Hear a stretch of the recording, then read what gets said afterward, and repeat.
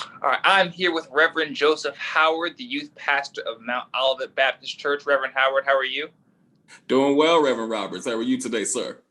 I cannot complain. I'm blessed and highly favored. I'd like to start out today talking a little bit about you. Can you tell us about your calling? When did you first feel compelled to pursue the ministry? Well, first off, Christian, I appreciate you inviting me, and I'm looking forward to this great conversation today. My calling story is a very unconventional one. I was born with a learning disability. I was born with ADHD and diagnosed as severely learning disabled. It was said of me early in my life that I would never amount to anything, that I wouldn't be able to learn. I was in elementary school, and there were people trying to kick me out of school because of my behavioral issues and my alleged inability to learn. And so my parents worked very hard to make sure that I got the help that I needed. And I spent 7 years of my life in a therapeutic school that focused solely on my social skills, gave me extra time to work on assignments, and kind of helped me navigate through the difficulties that I had. And it was during this time that my mother purchased for me a book on the life of Dr. Martin Luther King Jr. And she told me to read the book. Initially, I didn't want to read the book. I didn't care nothing about it. I'm like, I know about Martin Luther King. You know, we celebrate his birthday. He said, I have a dream, whatever. Like, that ain't got nothing to do with me. But I started reading the book and I got hooked. I was like, wow, this is an amazing story of not only his life, but what he was dealing with in the time that he was alive, you know? And so between that book and then that movie, I don't know if you ever watched the movie in school, Our Friend Martin, that they always show around Martin Luther King holiday.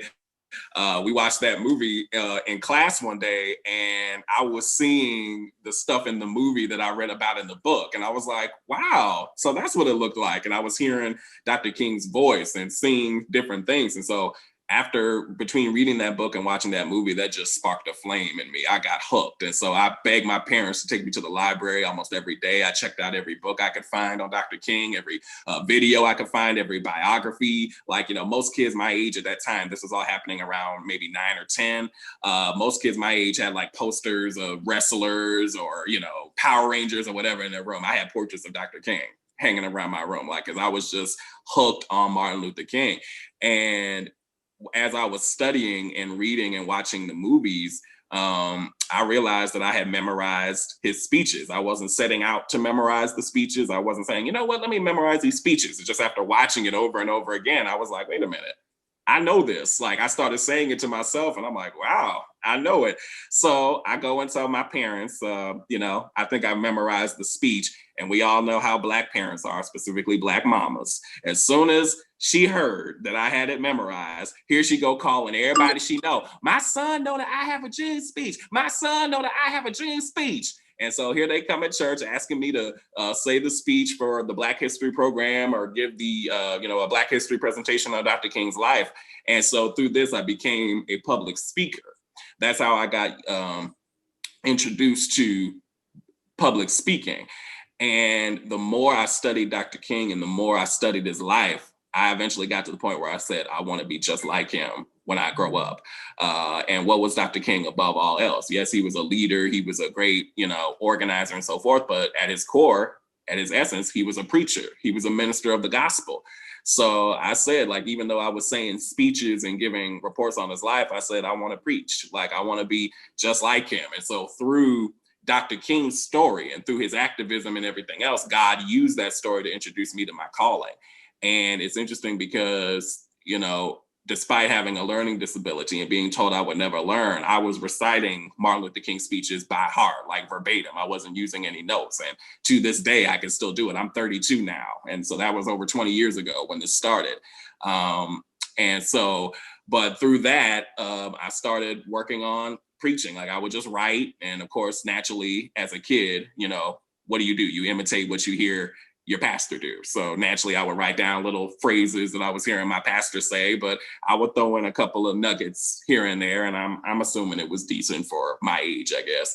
But when I was 13 years old, I preached my trial sermon, my first sermon. And ironically, it was actually at a white church. It's interesting. The church where I was baptized in Bel Air, Maryland, because I'm originally from Maryland, I had told my pastor growing up that I felt called to preach. And he said, that's great, praying for you and keep praying about it and that sort of thing. But then my family joined this white church, this Southern Baptist church that was in Bel Air, Maryland. And when we first joined, the pastor asked me, so Joseph, what are your interests? And I said, I want to preach. And instead of saying, like my other pastor said, that's cute, or we're praying for you, he instantly said, well, let's make it happen. Let's schedule you. Like, let's get you to preach. And I'm like, wait, what?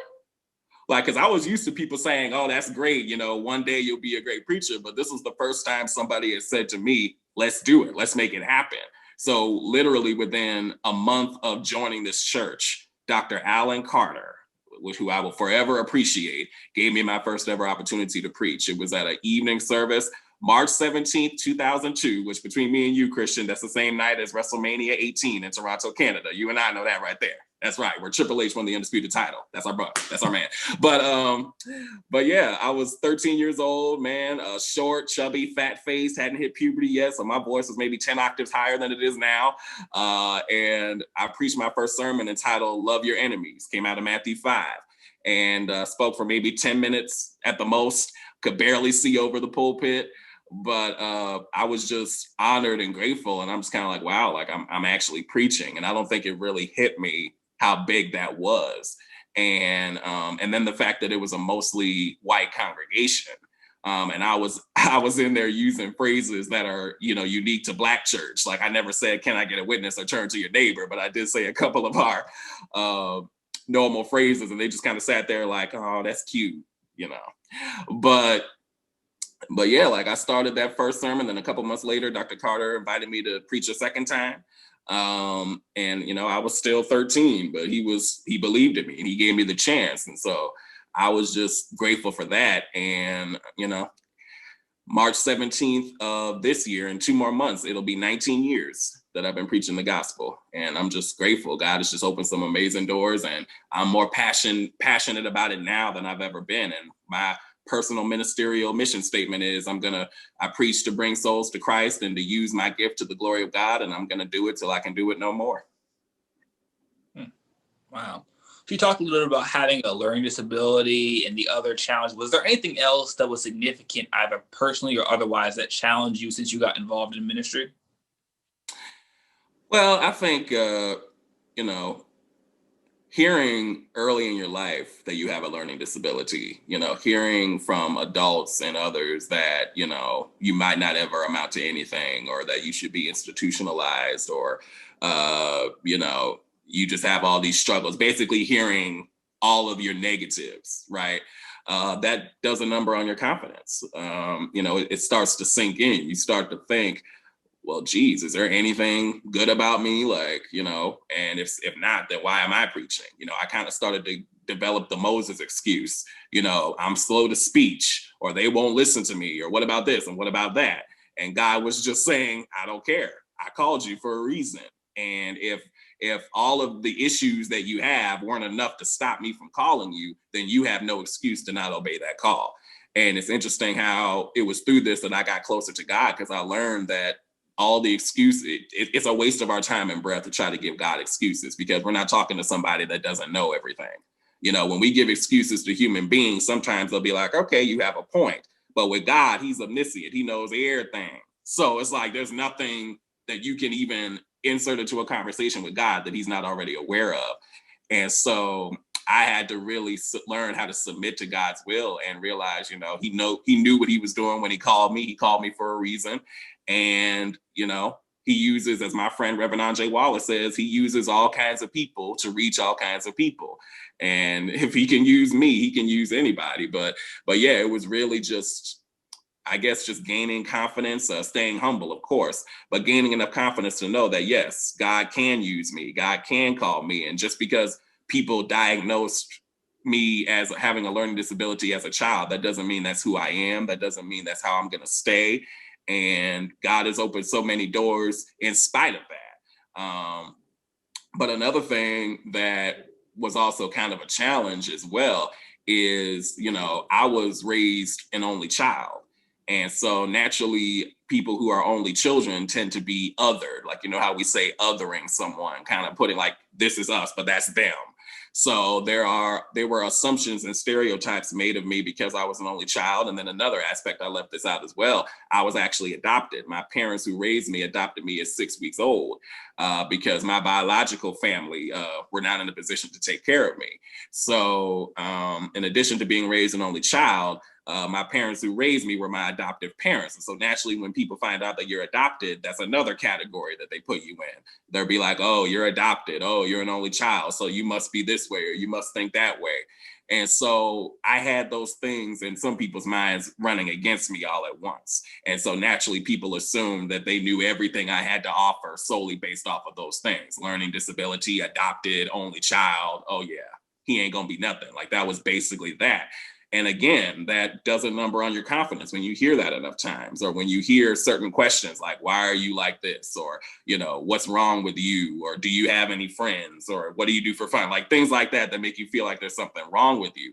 Or if you even express that you're a minister and people say, wait, you can preach? Wait, you're going to preach? Now, obviously, and Christian, you know this as well, we get it anyway being young in ministry. We already get the side eyes or the, what can you tell me? You're just a child. But I'm a child that's got a learning disability, that's adopted, that's an only child. And, you know, in some spaces that's Black, you know, and while I don't look at those as bad things, there's a lot of people that seek to use that against us. So really, I really had to realize that had God, you know, since God called me, that was the only validation I needed. But it took years of prayer and studying and perseverance, continuing to preach and just getting closer to God and realizing, you know, we just got to be faithful and trust God to handle everything else. So being someone who was maybe labeled or written off or categorized based on different aspects of your life, how did that ultimately affect the way that you approached your own ministry when you preach sermons? How did that affect the way you tackled that, you took that on and you kind of saw that? It's amazing that a lot of the things that I looked at as issues or deterrents in my ministry have actually been great catalysts for excellent ministry. As a youth pastor, I've been able to minister to young people who have gone through the same thing. I have a number of youth that I've shared with who have also had learning disabilities or who have also been labeled, who have also been told they won't accomplish things. Like I've ministered to young people who have been adopted or been abandoned or been only children or been, you know, singled out because of things that they, you know, things that were beyond their control. And so I was able to shift. God blessed me to shift from being ashamed of my story to using my story as a testimony, because it truly is a testimony. Because in the eyes of many, I wasn't supposed to be here. Like, you know, praise God. And this year, Lord willing, in May, I will earn my master's degree from seminary, from New Orleans Baptist Theological Seminary. And this is this same little boy that was told he wouldn't make it out of elementary school. But here I am, one semester away from earning a master's degree. So I definitely give God the praise for that. But I share my testimony with anyone who will listen, that you don't have to accept the labels that people place on your life. You don't have to accept the negative predictions. Like just because people say it doesn't mean it is so. And just because people can't see positive in you doesn't mean that positive or purpose doesn't exist. And ultimately God has the final say so. And my life is the epitome of that, because I wasn't supposed to be here. In some people's eyes, I should be in jail somewhere or in some nut house or something like that. But praise God, like I'm married. I have a beautiful wife. We have a beautiful daughter. I'm about to get a master's degree. I'm ordained. Like I've been blessed to preach around the country. I've had sermons published. I get to interact with scholars such as yourself. And it's like, that wasn't, you know, supposed to happen in people's eyes. And so I just use that as, you know, not only, you know, another feather in the cap, so to speak, to give God praise, but it's also like, this is what I use to help encourage young people and just people of all ages, but specifically young people who may have been told that they're not going to amount to anything, because it really is unfortunate that there are adults out there who tell children these things, who say you're not going to be anything or you don't have anything to offer.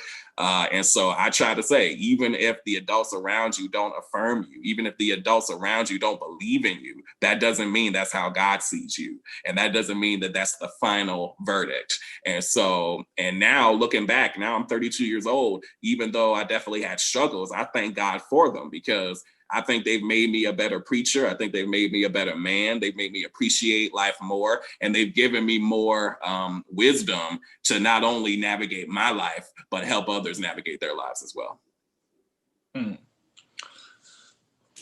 So how have you managed being active in ministry for as long as you have, in all the ways that you have, with also prioritizing your own self-care? Excellent question, brother. Excellent question. One of my favorite things to talk about, especially with other ministers, is self-care. I will say that I probably didn't realize how important self-care was until my wife and I got married 6 years ago. Well, August 30th will be our 7-year anniversary. But it was around that time, since both of us are ministers, and you've interviewed her as well, Reverend Bianca Robinson Howard. Her and I are both ministers. And so we're both, we have both very demanding schedules. And now that we're both parents, that's increased times 50 million. But we learned early on that self-care is important. And the blessing is, her and I both have prioritized traveling. Like every year for our wedding anniversary, we traveled somewhere. And one thing that we also learned from a mentor of ours is to learn the difference between ministry assignments and vacations. Because it's easy to think that if you're going to a conference or a convention or you're traveling somewhere to preach, that's a vacation. But that's not true. If you're doing any kind of work, you're not on vacation. So you and I have gone to the Academy of Preachers a number of times. I've been involved with them since 2012. And, we've gone to the conferences, but that's not vacation because we're working, we're preaching, we're attending master classes, we're using our minds. So a vacation is a true vacation where you unplug, where you're not doing any work, where whatever you do is for leisure, for rejuvenation, for refueling, for all of that. And so I have tried to be kind of the guy to sound the alarm to some of our teammates in ministry, just people in general. It's like, you've got to balance ministry and self-care. And so don't confuse the National Baptist Convention or the Hampton Ministers Conference, if you're on program to do something, as a vacation. Now, if you're just going to attend and you don't have any responsibilities, that's one thing. But if you're supposed to preach, or you're supposed to teach a class, or you've got some kind of hand in the organization and the logistics of the event, you ain't on vacation. And so we really got to learn the difference between true vacation and work. And some of the ways that I, balance self-care, I'm intentional about saying no. I've learned to say no when it applies. I've learned how to delegate. That's something that's very important. I always like to have fun. You and I have wrestling in common, WWE. We watch wrestling. We attend the wrestling shows when they come to town. Hopefully they come back to town soon when COVID gets out of here. I collect the wrestling belts, and I got 8 of them now, and trying to keep that collection going. And that's just something fun for me. Just whatever is, gives you life, and whatever is, it's not harmful to you or anybody else, but it gives you life. You enjoy it, and you're just able to have fun. Again, we love going on vacation. We love traveling. I'm a Six Flags guy. One of my primary self-care practices is roller coasters. I buy a season's pass every year, my wife and I both, and we go to Six Flags. Roller coasters is just an excellent way for me to unwind and just chill and just breathe and just forget about all that's going on. And it's interesting, I spent most of my life scared of roller coasters, but when my wife and I started dating, and she said she liked roller coasters, I said, well, I can't have her dating a chicken, so I guess I got to get over this. And I got on one, and I realized, wait a minute, this actually ain't that bad. So now I'm more addicted than she is.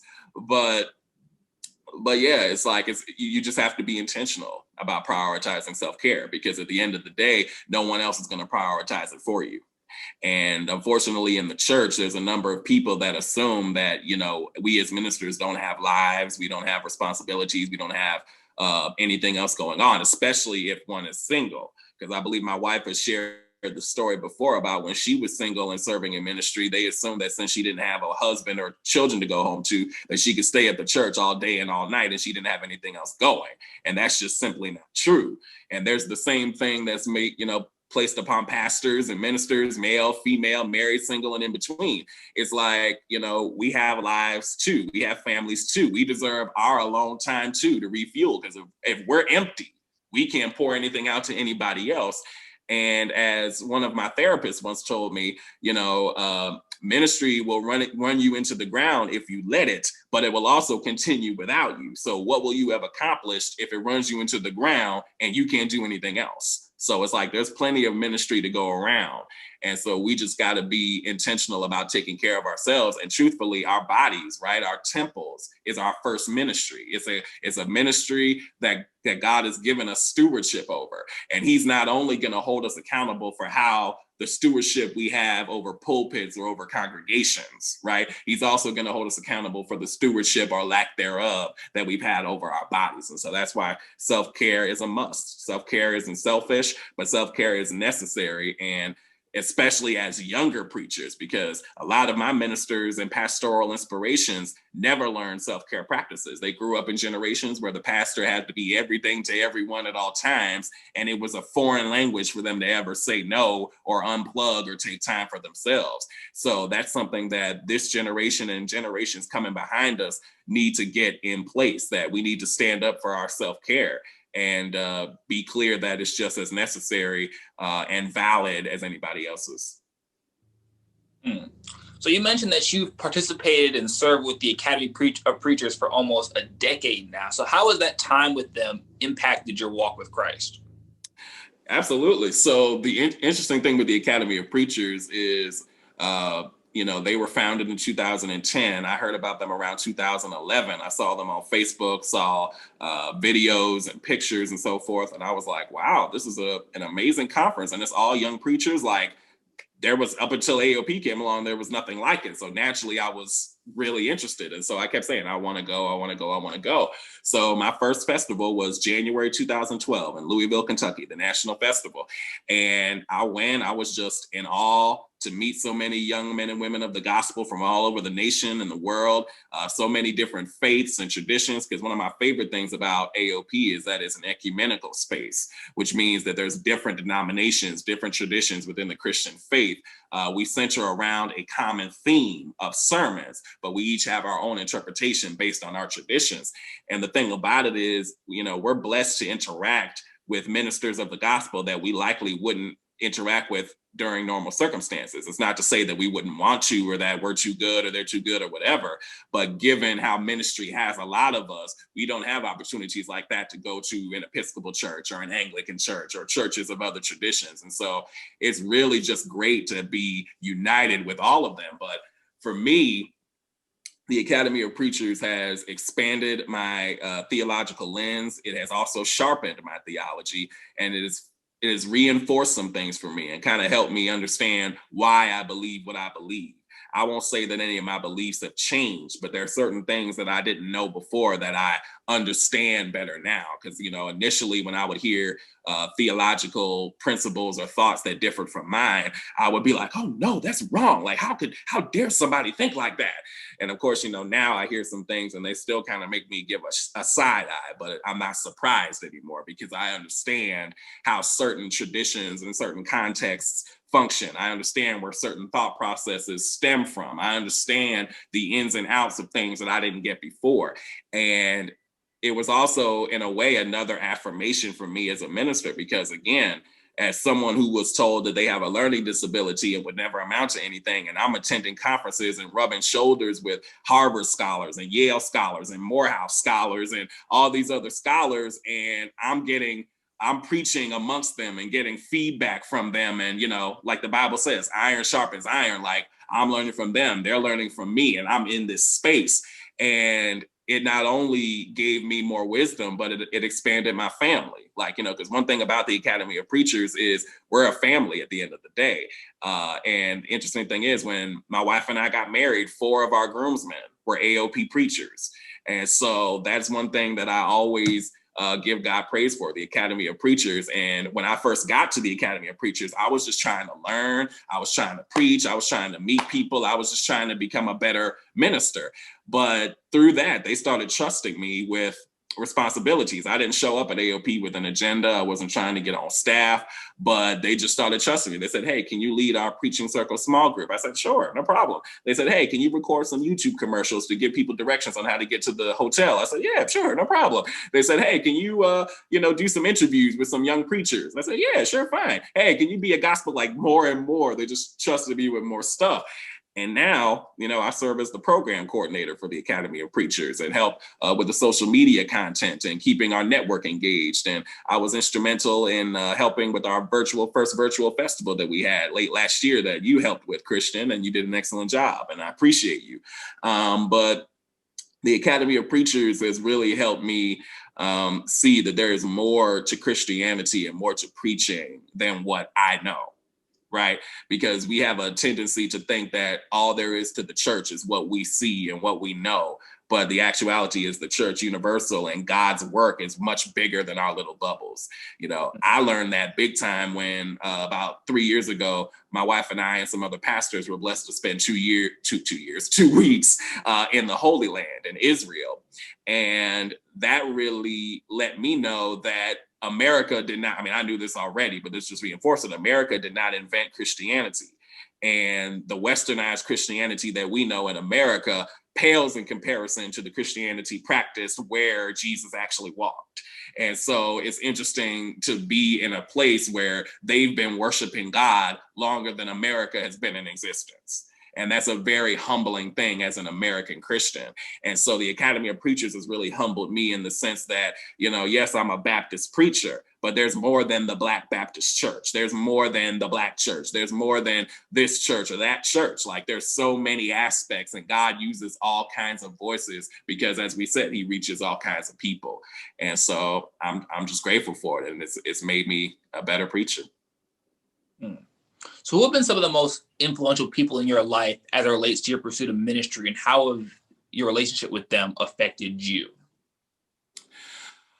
Sure. So first and foremost, as I mentioned, my hero and inspiration, Dr. Martin Luther King Jr. Obviously, I never met him because, he was killed 20 years before I was born. But, I definitely count him as my primary inspiration.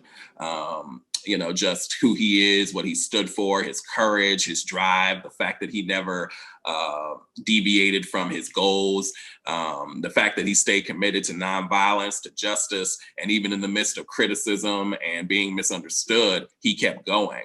And then Homeboy was just a genius, like just listening to him string words together and just, just boom, boom, boom. I was like, wow. And so I was just in awe. And then the fact that he had, in addition to being a philosopher and a minister, he just had common sense. He's taught, one of my favorite things that he talked about was, there's a lot of us who try to rise up violently in this country. And he's like, I can understand that from a psychological standpoint, but practically speaking, it's foolish because we as Black people in this nation cannot win a violent revolution. We will always end up on the losing end because, and if you look at most violent revolutions with us involved, it's mostly us that are killed. It's mostly us that can't take care of our families after. It's mostly us looking for assistance to try to rebuild our communities. And so it's like, I completely understand being outraged and upset, which we should be. But we need to use common sense when working, because if ultimately we harm ourselves more, what have we accomplished? It's counterproductive. And he wasn't afraid to say that. Like, one of my favorite things about his leadership style was he knew how to advocate while holding people accountable simultaneously. And unfortunately, there's so many leaders, all they know how to do is tell you what's wrong with them, what they did to you, and how you're the victim and they're wrong and this, that, and the third. But they can never say, yes, they did this to you, but here's some things that you've done wrong. Here's some things where you need to improve. Here's some spots where we need to straighten up. And that's where I try to be in my preaching. I try to be balanced. I have no problem with calling out injustice because that's what God charges us to do. That's part of the calling as a minister of the gospel. But also we need to hold people accountable. We need to make sure that, we don't have clean hands to boast of. And that's one thing that I loved about Dr. King. He knew how to stand up for Black people, but he also wasn't scared of Black people. He didn't kiss our behinds and make us think that, we're just God's gift to the world and we've never done anything wrong. And so that's a balance that's needed, because you've got some leaders, all they do is advocate. You've got other leaders, all they do is scold. There's got to be a balance. You got to meet in the middle. You need a little bit of both. And that's one thing that I've learned from Dr. King. Another great example is my pastor, the Reverend Dr. R.L. White Jr. of Mount Ephraim Baptist Church, who ordained me. He's a mentor. He's a friend. He actually, he married my wife and I. We had dual officiants, and I'll share about the other one in a moment. But he is just the epitome of a servant leader. and humility for me. He is, you cannot go many places in Atlanta and not hear or know the name R.L. White. And yet he is so humble. He is so just personable and approachable and caring. When I first met him and, visited Mount Ephraim, he immediately treated me like family. Like he didn't know me from Adam. And obviously when you're an influential pastor, a number of people come with a number of motives and agendas. And so, but yet he still gave me a chance. And to this day, he never hesitates to pour into me. He never hesitates to encourage me. He never hesitates to, help me out. And I'm just grateful for that. And I'm also learning from that. Like I try to model that myself in my own ministry and my own dealings with other ministers. But it's really just a reminder of, even if God takes you high in ministry by people's standards, you don't have to be stuck up. You don't have to be haughty. You don't have to go around and act like you're a celebrity, because it's interesting. He is actually a big deal, but he doesn't go around acting like it. But there's some pastors that ain't nobody heard of that go around here with 6, 7 armor bearers and can't nobody talk to them and can't nobody reach them. I'm like, ain't nobody heard of you? No way. Don't nobody care nothing about you. Why you got all these bodyguards? Sometimes I'm just like, who have you made so mad that you need armed security every 5 minutes? But that's another story. But it's just kind of like, you don't need all that. It don't take all that. And at the end of the day, we are servants of God. We are not meant to be celebrities. That is not what this is about. And I tell people all the time, if you want to be a celebrity, just say that out front and pursue it. But don't put God's name on it. Don't misuse the calling of the preaching of the gospel, because souls are at stake. And that is just a slap in God's face and a slap in the gospel's face to be doing this for personal gain. But that's one thing that I've learned from Pastor White, just stay humble and care for people, love people, be long suffering. Now, one thing about him now, his spiritual gift, he'll tell you he has the gift of mercy. So he's one of the most patient people you'll ever meet. I don't have his patience. I ain't there yet, but he's got that patience. But it's like, just love people and obey God's instructions, encourage them, give them a chance, hold them accountable, walk with them, talk with them, all of that. And so he's never too good to do that. And I've just really appreciated that.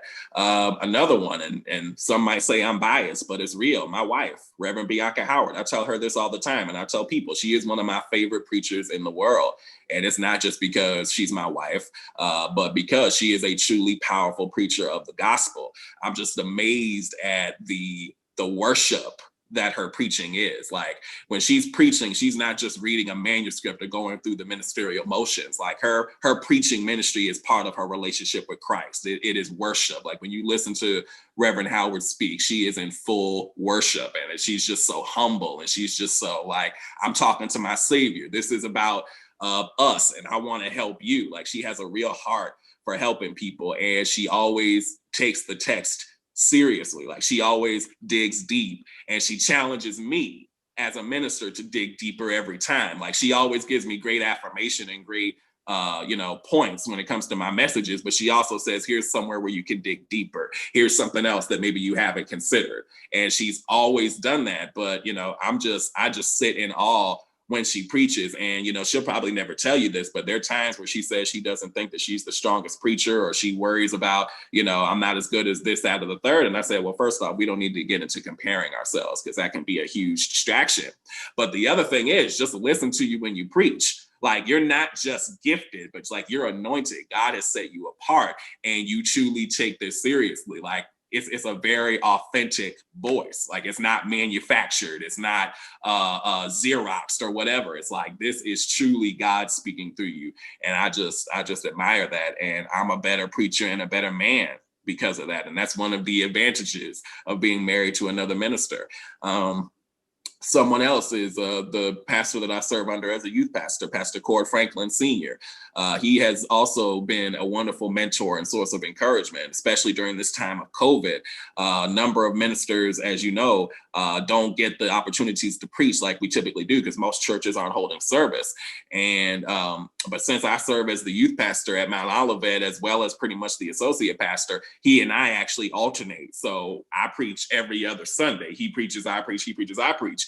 And he didn't have to do that, because he asked me when this started out and it was clear that we would have to go virtual. He said, well, you want to just alternate? Like you preach one, I preach one? I said, yes, please. Thank you. And so the fact that even in the midst of COVID, I've still been able to preach regularly, that has helped me. That has helped my work ethic. That has sharpened me. And then Pastor Franklin has never hesitated to, call me and be like, hey, preacher, how you doing? Like, just encourage me and talk with me, not just about ministry, but about life, about balancing marriage and ministry, inviting me to shadow him when he goes and ministers to the sick and shut in or goes to the hospital.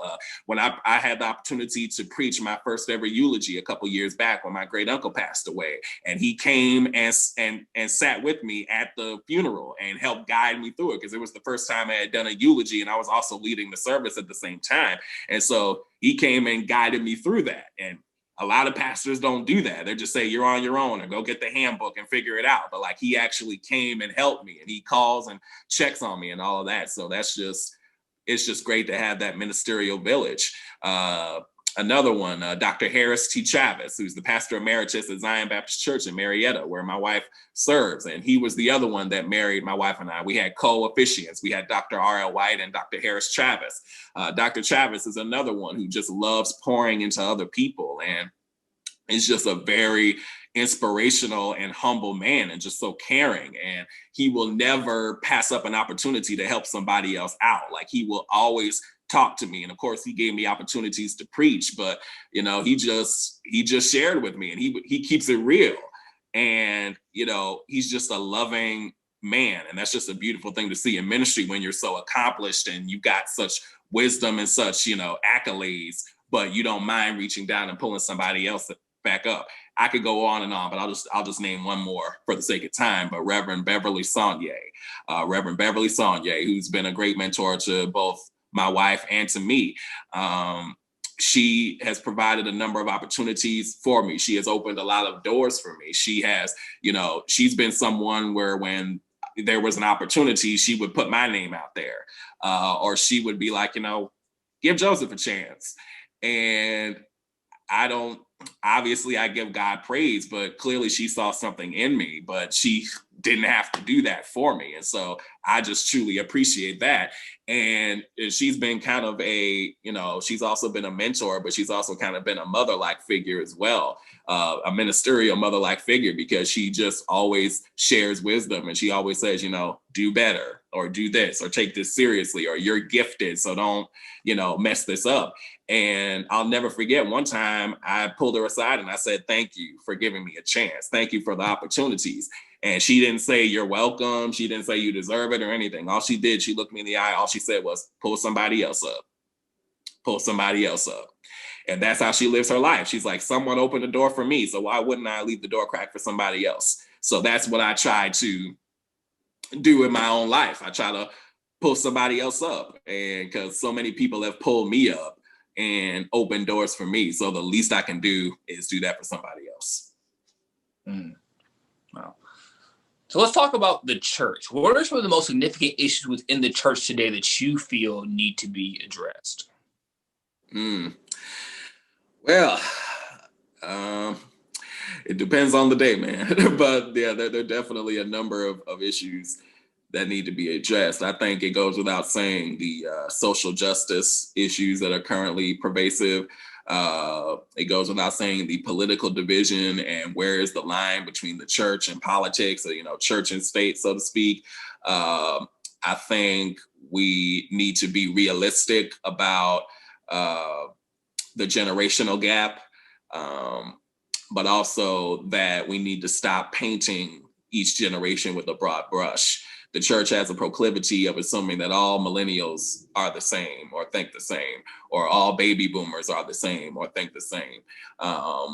And I think, as President-elect Joe Biden said, we need to give each other a chance. We need to start listening to each other instead of painting each other with a broad brush. I was on a panel discussion a few years ago about millennials, and this pastor started the conversation by raising his hand, and he said, how come y'all don't have any work ethic, or how come y'all don't want to work hard? And I stopped him immediately. I said, excuse me, sir, that's not true. Like, I resent that. Like, you may have met some millennials who are like that, but that's not all of us. And all of us on this panel work hard and have goals and do that. So the first thing you want to do as a pastor is not alienate the people that you claim you're trying to reach. And so there's a way to speak to idiosyncrasies within a generation without denigrating the entire generation. because all members of the generation are not guilty of what it is that you see. Because the fact is, there are lazy people in every generation. There are underachievers in every generation. There are troublemakers in every generation. So you cannot and should not put that on merely millennials and then sit there and complain and go, woe is me, when they don't show up at your church. It's like most people are not going to go where they're not valued. You know, that's why people always join gangs, because they're not being, most of the time, they're not being nurtured and valued at home. So they go where they get love, even if it's a toxic place. And so, and to be clear, that doesn't take responsibility away from the person who chooses to join the gang or who chooses to engage in disorder or disarray. But at the same time, those that are responsible to nurture and care ought to take that responsibility seriously. And then again, back to the social justice issue, I don't think we as the church have the luxury of ignoring that anymore. A number of us have said, you know, in fact, there's something that I've heard people say, you know, if a person is truly a Christian, then there's no way they can be a racist, or there's no way they can be a sexist. So just have them believe in Jesus and that'll fix it. And while that makes sense in theory, that doesn't always materialize in practice. And one thing that comes to mind is this historical picture of a sanctuary of a church with a big sign that says Jesus saves, and an array of Klansmen and men in suits, which means they believed in some interpretation of Jesus Christ, but yet they also believed that it was acceptable to lynch Black, brown men and women, burn our homes, burn our churches, and all of that. And so we need to deal with the hearts and minds of men and women. We can't just say, just lead them to Jesus and that's it. We need to make sure they're being led to the right Jesus. We need to make sure that they're being led to the correct Jesus, the Jesus that also opposes injustice, the Jesus that cares for the least of these. You know, now to be fair, I'm not one of those that believes that we serve an anything goes Jesus, because I think some people take it too far. They say that since Jesus is for freedom and liberation, that you can do whatever you want as long as it feels good to you. And that's not true. God still has standards for us. And so God doesn't just want us to be free from oppression, but he also wants us to be free from sin. And that is a bondage just like oppression, because some people think the only bondage that exists is oppression. The only bondage that exists is racism or sexism or homophobia or all these other bigotries, isms, and schisms. But sin is also a bondage. Lawlessness is also a bondage, right? Rebellion against God's law and God's order, that is also a bondage. And anybody who views it as something liberating, they are in bondage and they don't even know it. So I really think that there needs to be that balance. We as the church need to define what is sin. We as the church need to have a clear position on what is right and wrong. But we also, as the church, we need to be consistent. Because one thing that has hurt a lot of meaningful movements for change within the church has been inconsistency and hypocrisy. We can't get loud about homosexuality, but say nothing about adultery. We can't get loud about abortion, but say nothing about negligence of children that are alive and negligence of the least of these. We can't get loud about racism and sexism and ignore colorism within our own race and sexism within the Black church and the patriarchy that leaves women out of leadership. So there's so many other things. We've got to be consistent, and we can't be selective with our outrage, because the Bible tells us that all unrighteousness is sin.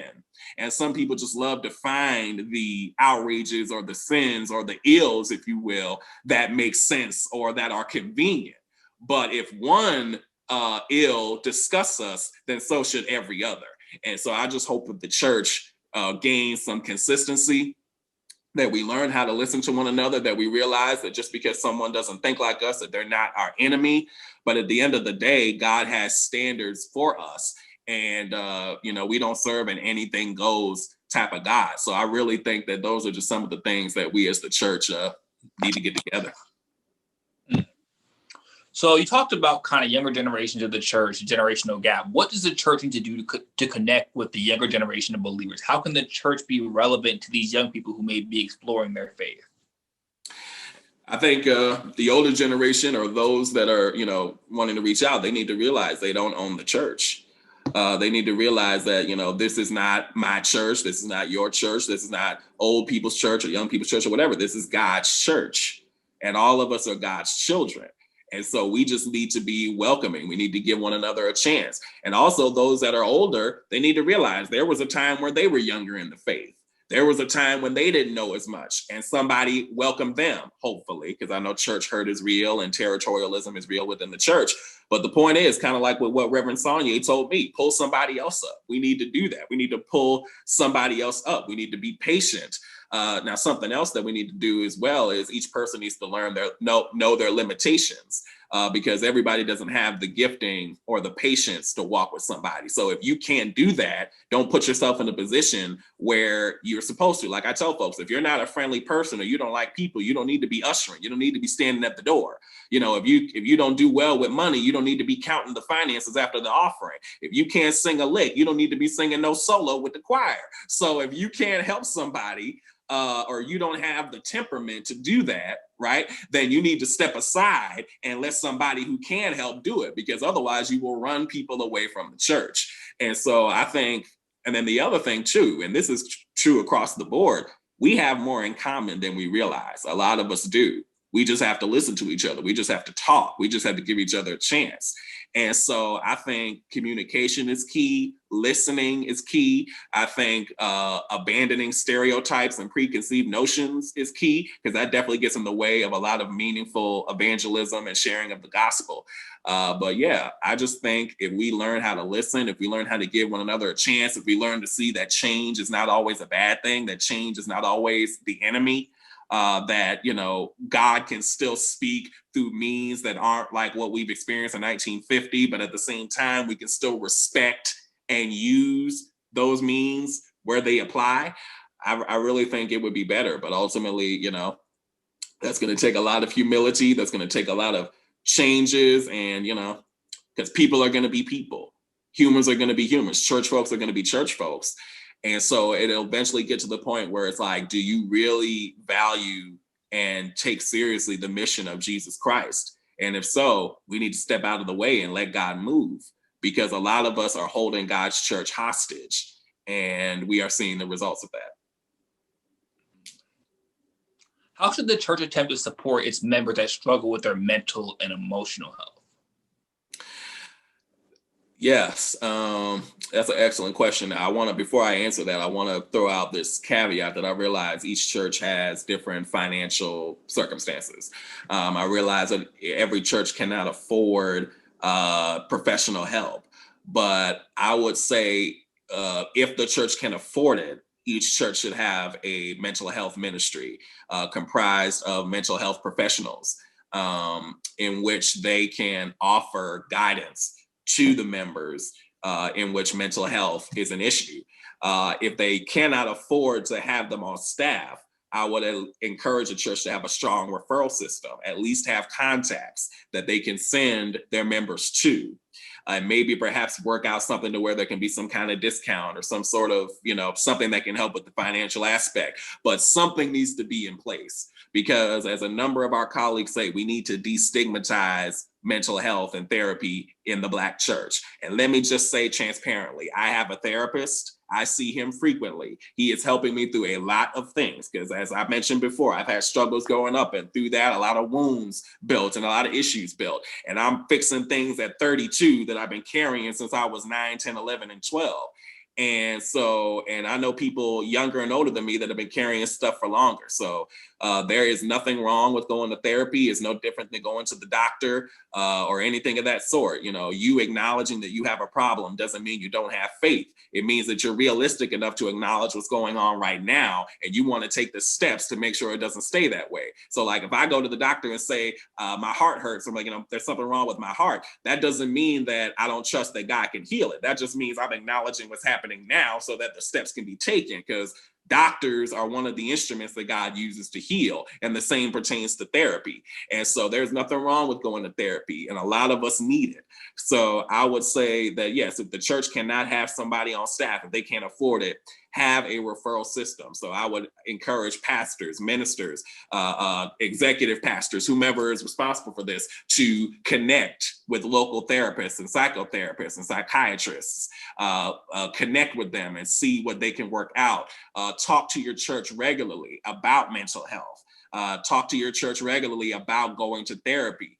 If you go to therapy yourself as a pastor, Share that with your church. You don't have to obviously talk about what you discuss. You don't have to go into detail about what you're working on, but don't be ashamed to say, I have a therapist. Like, I'm not just prescribing for you something that I'm not taking, because I'm not ashamed to say that I have a therapist, because I know that I have things I need to work on. And the thing is, it's a good investment. It is worth it. So encourage your members, encourage your parishioners, whomever, to seek all the help that they can possibly get, because it definitely comes in handy. But yeah, there's nothing wrong with therapy. But yes, the church definitely needs to make mental health a priority, because you can't spiritualize your way out of every issue. You can't, speak in tongues and your trauma disappears. Like, you can't sow $100 seed offering like some of these idiots be doing and think that everything is going to just dissipate. That's not how it works. Like, sometimes you have to do the work. You have to actually face what you're dealing with head on.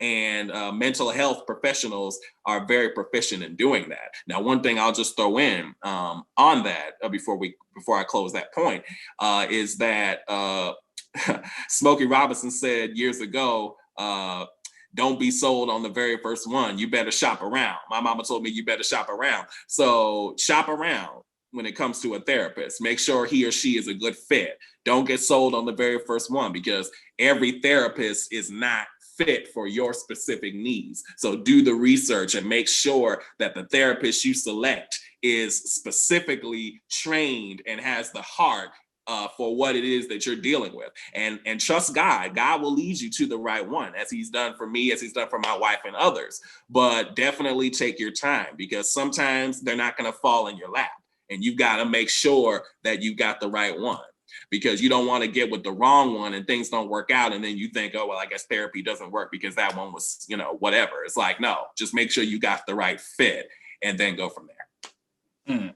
So how should the church as a whole respond in light of recent events, including the deaths of George Floyd, Breonna Taylor, kind of the trend of police brutality, systemic racism, injustice, as well as just the political divide that exists, particularly with the inauguration coming up and just kind of where we are with that climate?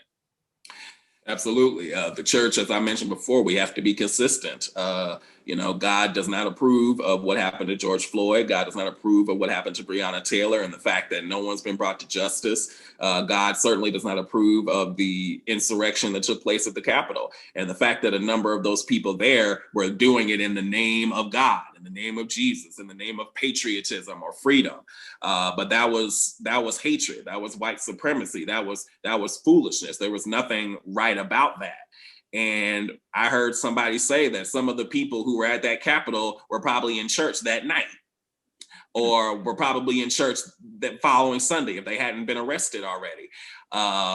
And it's really unfortunate that there are sects of Christianity that believe that is acceptable behavior.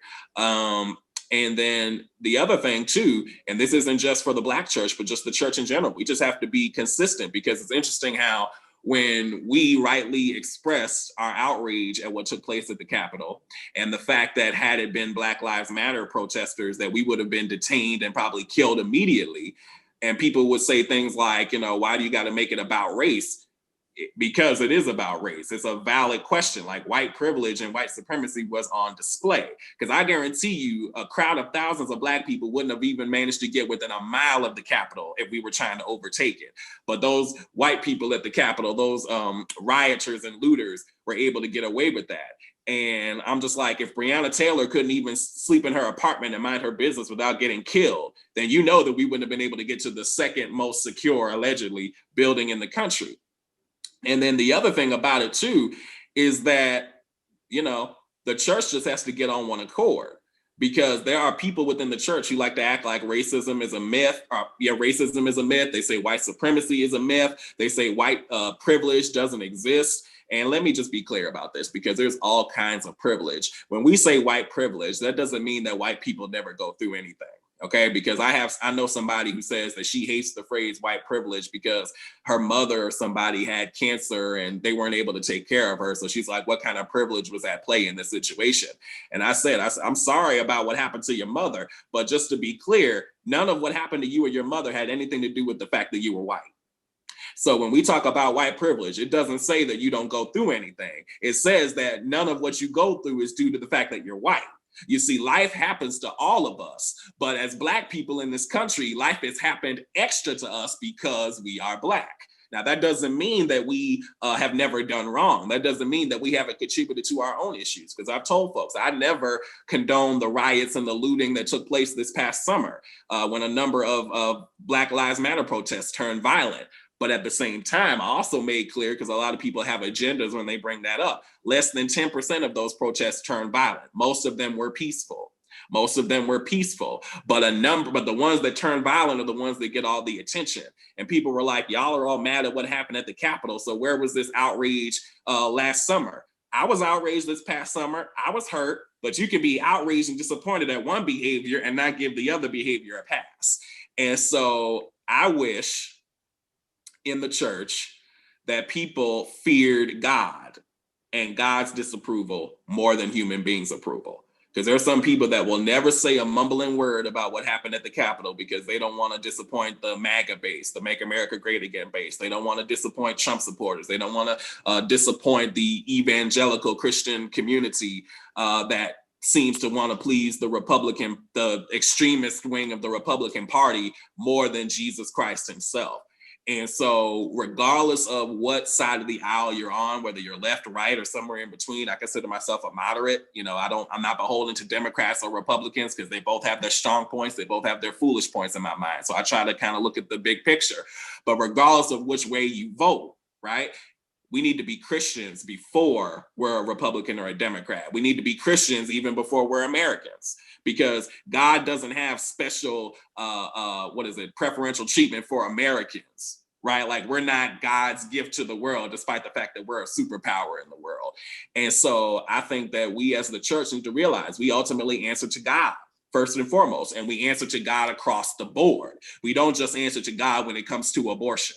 We don't just answer to God when it comes to the distribution of wealth or whatever issues people take as a big thing. We've got to be consistent. God cares about how we treat one another. God cares about how we talk to one another. God cares about how we categorize one another. And I mentioned earlier about not painting generations with a broad brush. We need to stop painting races with a broad brush. And I'm talking to Black people too. Because Black people have a tendency to say all white folks do this or all white folks do that. That's not true. We need to give each person a chance, just like there are white folks who have categorized Black people in certain categories and other races and other cultures, right? We just need to stop doing that, because that is not how God has charged us to operate. And we specifically cannot do that in the church, because what that does is that gives God a bad name and a bad reputation, and it gives people the impression that this is how God operates. There are some people, because of the mishandling of these social issues and the mishandling of this pandemic and not caring about people's lives, there are some people who say, well, is God a white supremacist? Is God a white racist? Is God this? Is God that? And that's where the work of apologists have to come in. We have to defend the gospel, not just from people who have distorted views, but also against the foolish behavior and interpretation of so-called Christians. And so, it's a sad thing that apologists have to exist, but sometimes we have to vehemently defend the gospel while also presenting it. And so I think that if the church can learn what the mission of the church is, and that there is more to God's church than the people that you corporately worship with each week, then I think we'll be in a better place. But, our main concern shouldn't just be what's happening within the church or what's happening, overseas, like missionary work, but we need to worry. Charity starts at home. So we need to be concerned about police brutality. We need to be concerned about honoring law enforcement, respecting law enforcement, but also holding them accountable at the same time. It is not a knock against all law enforcement to say police brutality is wrong, right? I'm not one of those people that says abolish the police or get rid of them or whatever, but I'm also not shy to say when they're wrong and when they need to be held accountable. You can do both. And so we just got to learn how to do that. And if a peaceful protest saying Black Lives Matter disturbs you, but an innocent young woman being shot and killed in her home, minding her business, doesn't bother you, that says way more about you than it does about the movement. Period. I will never support looting and violence or anything of that sort, but it is disturbing to me that people have a problem with all that looting that took place, but they see nothing wrong with the insurrection at the Capitol. They see nothing wrong with the multiple Black men and women who have been killed and nobody has done any time or been brought to account. They see no problem with that. So all I'm saying is be consistent. The church has got to be consistent because hypocrisy and inconsistency will kill us just like that. Hmm.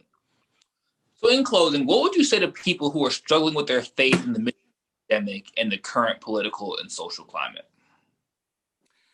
I would encourage them to trust in the Lord. God, and I know that sounds elementary and maybe even a little silly, but it's true. None of what has happened and none of what is happening now takes God by surprise. God knew before the foundation of the world that Donald Trump would be our president for 4 years, and the last couple of weeks of his presidency would be marred with insurrection and controversy and civil unrest and allegations of voter fraud and all of that. God knew that all of this would happen, and he still called those of us who minister to preach and minister. He still called us to obey him. So I would just say, trust God.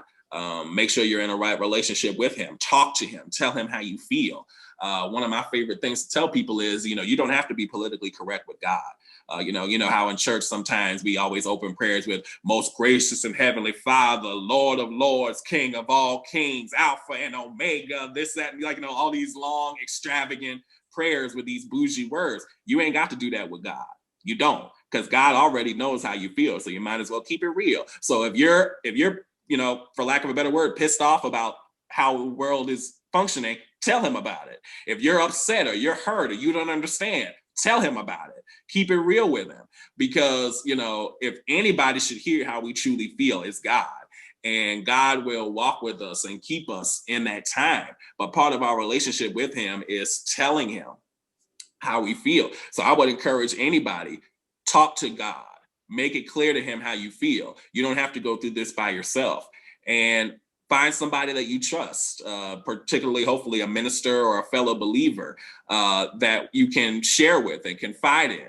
And he or she will likely tell you that they're going through the same thing, or they've had the same doubts, or they've had the same moments, because you're not the only one that's struggling through this. All of us are struggling through this, no matter how saved we are or how spiritual we are. This just isn't an easy season for us.